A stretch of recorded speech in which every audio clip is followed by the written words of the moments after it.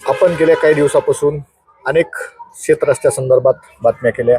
अनेक ठिकाणी शेतकरी रस्ता मागतायत, प्रशासन लक्ष देत नाही. परंतु काही ठिकाणी असं देखील झालेलं आहे, काही शेतकऱ्यांनी रस्ता मागितलं की त्याच्या दुसऱ्या दिवशी तिसऱ्या दिवशी तहसील प्रशासन जागं होऊन तात्काळमध्ये ॲक्शन घेतं आणि कायद्याचा विचार न करता काही ठिकाणी रस्ते देखील काढून देण्याचा प्रयत्न त्या ठिकाणी झालेला आहे. कायद्याचे कुठंतरी पायमल्ली करण्याचा प्रयत्न देखील झालेला. असंच प्रकरण परळी तालुक्यातील संगम या गावचं आहे. आपल्यासोबत गिराम सर आहेत. काय एकंदरीत तुमचं प्रकरण आहे?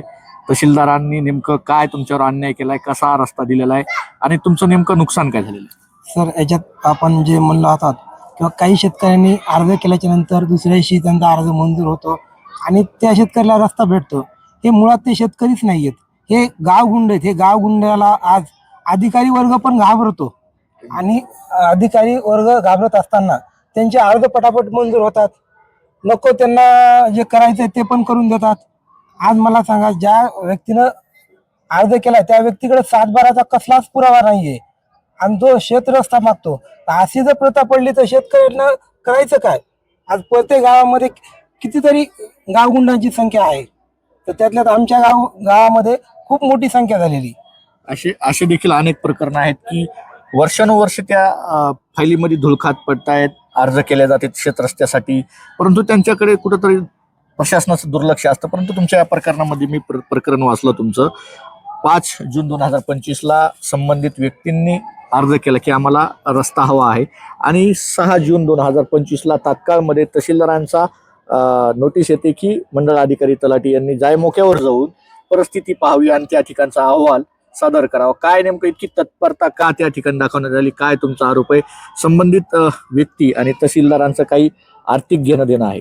सर, याच्यामध्ये तर संबंधित व्यक्ती हे शेतकरी नाहीये. संबंधित व्यक्ती हे त्या गावचे गावगुंड आहेत आणि त्यांचा अर्ज जातो, तहसील प्रशासन त्याच्यावर कारवाई करतो. तर मुळातच मला इथं संशय आहे की परळी या ठिकाणी एकूण शेत रस्त्यासाठी किती अर्ज आले मूळ शेतकऱ्यांचे, सातबारा जोडलेले असताना. ह्या शेत रस्त्याच्या विषयी त्यांनी कधीही चिकार शब्द न काढता अशा चुकीच्या मार्गाने जे रस्ते देतात गावगुंडाच्या साऱ्याने, आणि ह्यांचा आणि त्यांचा काहीतरी देवाणघेवाण व्यवहार झाल्याशिवाय इतक्या पटकन निर्णय होणं शक्यच नाहीये. आज परळी तालुक्यात जवळपास बरेच अर्ज धूळ खात पडलेले आहेत की ज्या शेतकऱ्याला गरज आहे शेत रस्त्याची, ज्याचा ऊस जायचा आहे, कापूस आणायचा आहे, की शेतामध्ये जायला वाहन नाही आहे. आणि जे माझ्या गावामध्ये, संगम या गावामध्ये ज्या गावगुंडांना अर्ज केलाय ह्याच्याकडे शेतीच नाही, हे काय तिथून रस्त्याने नेणार आहे? ऊस नेलं तर ऊस आहे का ह्याच्याकडे? नेमकं आता तुमचा काय आरोप आहे आणि तुमचं काय त्या ठिकाणी नुकसान झालेले? तुम्ही त्या ठिकाणी म्हटलं तुमची आंब्याची झाडं होते, इतर काही चिकूचे झाडे होते, काय काय नुकसान झालंय आणि त्या ठिकाणी तहसीलदारांचा काय आदेश होता, परंतु त्या ठिकाणी नेमकं पोलिसांना हाताशी धरून नेमकं काय करण्यात आलं, तिथं झाडं तोडण्यात आले असं देखील तुम्ही म्हणलं.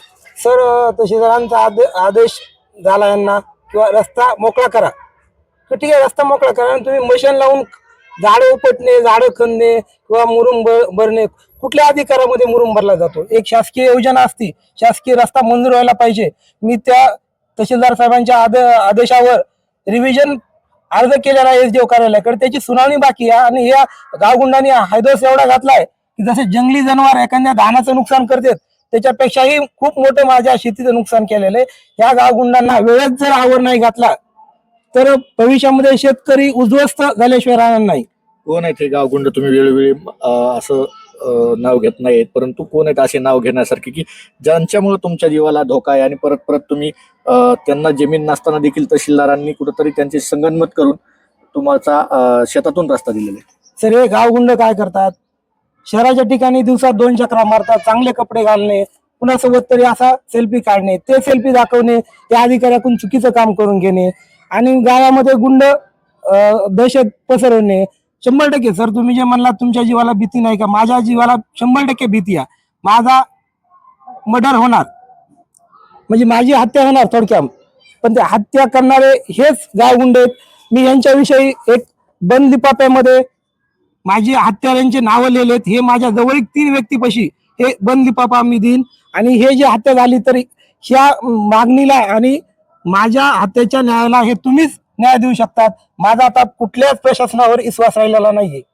या प्रकरणामध्ये तुम्ही रिव्हिजन देखील दाखल केलेली, त्याची तारीख कशी असणार आहे किंवा तुम्ही वकिलामार्फत तुमचं काय म्हणणं मांडणार त्याची? सर, मी वकिलामार्फत एवढंच म्हणणं मानणार, माझ्या सातबारावर जेवढी शेत जमीन आहे तेवढीच द्या. माझ्या बाजूच्या शेतकऱ्याला त्याच्या सातबारावर जेवढी आहे तेवढीच त्याला भेटायला पाहिजे.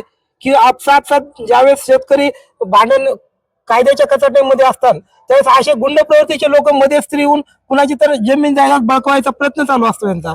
आणि हे प्रयत्न मी एक शेतकरी म्हणून किंवा शेतकऱ्याच्या पोटाचा म्हणून मी यांचा प्रयत्न हाणून पाडणार आहे. हा जो रस्ता तुम्ही म्हणता की दिला तुमच्या शेतातून, नेमकं कशासाठी दिलेला आहे? त्या ठिकाणी लोकवस्ती आहे का? मग जर असेल तर त्या ठिकाणी त्या व्यक्तींच्या नावावर सातबारा झालाय का? नाही झालं तर मग त्या ज्याच्या नावावर आहे त्याला शासकीय अनुदान असतील, पीक विमा असेल, अशी काही अनेक शासकीय योजना देखील त्या सातबाराच्या माध्यमातून त्यानं उचलल्या असतील, असं काही तुमच्याकडे पुरावे आहेत का? सर, तसं बघायला गेलं तर आपण हे मुळात हे सातबाराचं क्षेत्रच कमी झालं नाही. तिथं बोगस प्लॉटिंग झालेली आहे. त्या प्लॉटचा कुठलाही येणे आउट नाहीये, नगर रचनेचा परवाना नाहीये. यांनी जे मुळात ते प्लॉटिंग झालेली आहे, प्लॉटिंगच ग्रामपंचायतनं कशाच्या आधारावर प्लॉटिंग नोंदवून घेतली आहे, हेच मुळात प्रश्न आहे. आणि दुसरा प्रश्न, अजून बी त्या शेती क्षेत्रावर शेत दाखवते, मग शेत का शेतातला नांगर हे घरावर चालतो का? मग हे अधिकाऱ्याला दिसत नाही का? तुम्ही एके बाजूने शेत रस्ता म्हणून डिक्लेअर करतात, दुसऱ्या बाजूने तिथं हे गावगुंडांचे थोडे बहुत कुठे जागा असतात त्यांना संरक्षण म्हणून एक रस्ता दिला जातो. आणि त्यांनी जो अर्ज केला होता तो अर्ज मी वाचला, त्यामध्ये असं देखील उल्लेख आहे की संबंधित ठिकाणी त्यांनी प्रधानमंत्री आवास योजनेचे, घरकुल आवास योजनेचा लाभ देखील घेतलेला आहे. आणि त्या ठिकाणी पाहायला गेलं तर लिस्टमध्ये त्याच व्यक्तींचं नाव अनुदानासाठी देखील आहे. म्हणजे एकाच ठिकाणावरून 2-2, 3-3 अनुदान असतील, शासकीय योजना असतील. मग हे कुठेतरी शासनाशी धोका करणं किंवा शासनाचं कुठेतरी आर्थिक मोठ्या प्रमाणामध्ये नुकसान करणं, तलाठी असतील, ग्रामसेवक असतील, यांच्याशी संगनमत करून कुठेतरी शासनाचं आर्थिक नुकसान होतंय. सर, याच्यामध्ये शासनाचं आर्थिक नुकसान तर आहे, शासनाची दिशाभूल आहे.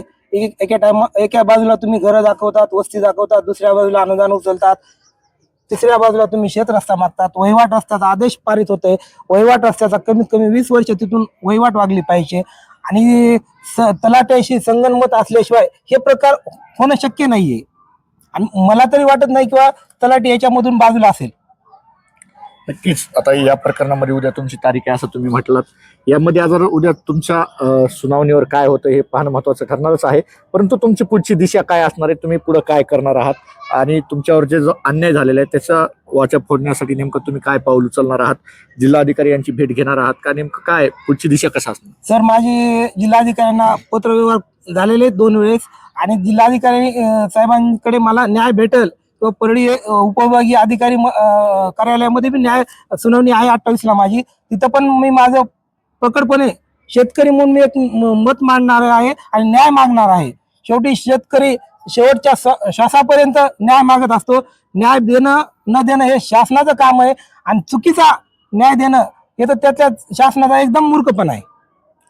नक्कीच तुम्ही पाहू शकतात, गेल्या अनेक दिवसापासून आपण शेतरस्त्या संबंधात अनेक प्रकरणं हाताशी घेतली, अनेक प्रकरणाचे वार्तांकन केलेलं आहे. परंतु पाहायला गेलं तर काही प्रकरणं जे शेतकऱ्यांनी अर्ज दिलेले आहेत, खरे शेतकऱ्यांनी, त्यांचे प्रकरण अद्यापर्यंत ते अर्ज जे आहेत ते कार्यालयामध्ये, प्रशासनाच्या कार्यालयामध्ये धुळकात पडलेले. परंतु काही जणांचे अर्ज तात्काळ एका दिवसामध्ये अर्ज केला जातो, दुसऱ्या दिवशी नोटीस काढली जाते आणि अवघ्या 5 ते 4 महिन्यामध्येच त्यांना आदेश पारित करून डायरेक्ट रस्ता काढून दिला जातो. कुठल्याही प्रकारची त्या ठिकाणी समोरच्याची बाजू ऐकून घेण्याच्या मानसिकतेत नसताना देखील या ठिकाणी रस्ता काढून देण्याची अट्टहास का तहसीलदारांना घातलाय असा देखील आरोप करण्यात आलेला. नेमकं चोर सोडून संन्यासाला फाशी देण्याचं काम तहसीलदार मार्फत होतंय का, असं देखील आरोप करण्यात आले. यामध्ये अजून उद्याच्याला सुनावणी आहे उपविभागीय अधिकारी यांच्याकडे. त्यामध्ये काही नवीन अपडेट्स मिळतात का, त्यांना न्याय मिळतो का, न्याय नाही मिळाल्यानंतर ते पुढचा पर्याय काय घेणार आहेत, पुढची दिशा काय असणार आहे हे पाहणं महत्त्वाचं ठरणार. कॅमेरामॅन बाळासाहेब गरडसह मी अशोक गलांडे, माऊली न्यूज नेटवर्क, शिरसाळा, बीड.